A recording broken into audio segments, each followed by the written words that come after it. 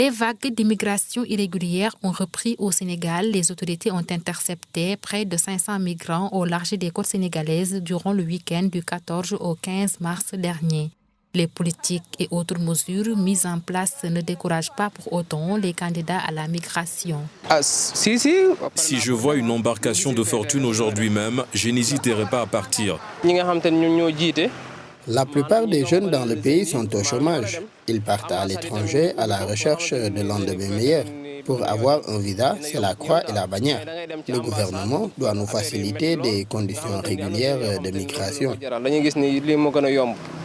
Les associations de lutte contre la migration irrégulière s'indignent de la situation. C'est le cas de l'Action pour les droits humains et l'amitié ADHA qui lutte contre le fléau depuis 2006.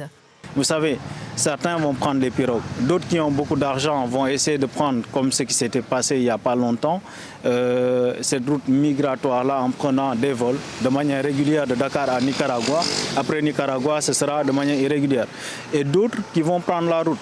Et récemment, on a vu 33 Sénégalais qui sont revenus, qui étaient bloqués au Niger pendant pratiquement 6 mois. À l'heure où nous parlons, il y a pratiquement 55 Sénégalais qui sont bloqués toujours au Niger dans des conditions extrêmement difficiles. Ils ont été expulsés d'Algérie, voilà, et dans des conditions encore une fois inhumaines. Pour ces observateurs, ce nouvel épisode met à nu l'inefficacité des mesures mises en place pour endiguer le phénomène migratoire au Sénégal.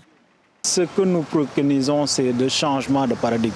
Il faut cette refonte même des politiques, voir notre système éducatif, revoir notre système d'insertion de ces jeunes-là, parce que les jeunes veulent migrer juste pour des avenirs meilleurs.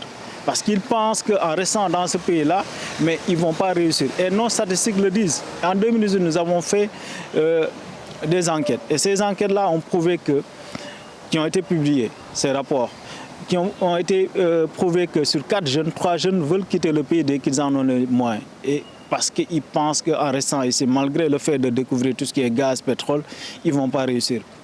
Et sur ces 3 jeunes-là, 1,2, ce sont des jeunes qui ont déjà le Master 2. Et ces chiffres-là ont été confortés par notre agent national de statistique et de démographie qui dit que chaque année, il y a 300 000 jeunes nouveaux qui frappent à la porte de l'emploi. Il n'y a que 30%, 10% qui sont pris. Que deviennent les 290 000 qui restent? Le Sénégal est l'un des principaux points de départ pour des milliers de candidats à la migration irrégulière. Jusque-là, les politiques mises en place n'ont pas donné les résultats escomptés.